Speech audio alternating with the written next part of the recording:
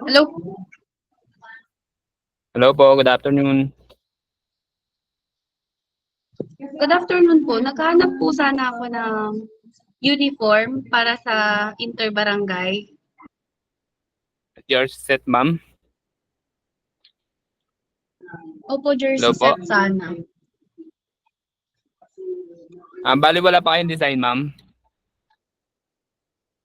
Wala pa kaming naiisip na design pero gusto sana namin black and yellow lang. Parang sa Golden State Warriors. Sige, ma'am, meron po tayong mga available na design dito. Ang ganito, ma'am. Andito siya. Tapos, ano na lang po natin yung design nyo. Lalagay na lang natin dito. Yung logo nyo, yung number. Magkano po ba Tapos, pag 13 pieces? 13 pieces, ma'am. May dalawang klase po kami ng jersey. Meron pong Kiana. Ito po is 800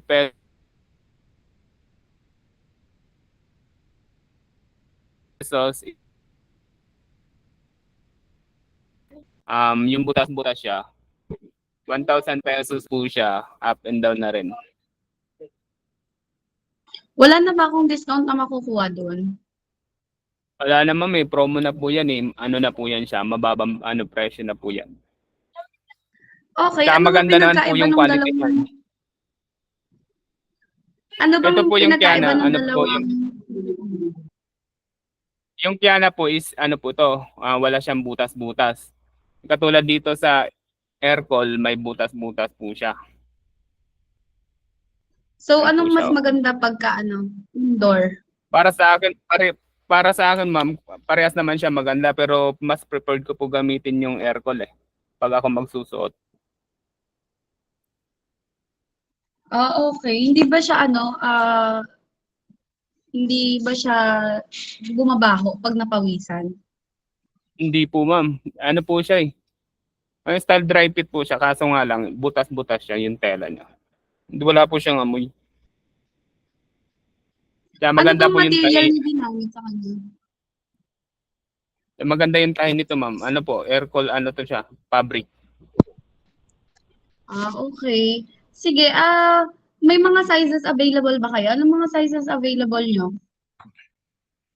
Available to, ma'am, from S small to 3XL. Okay. Gaano katagal ko siya hihintayin? Sa 13 pieces, ma'am, at least 5 days. At least 5 days. So, Opo, yung production. by 1 week, tapos na siya.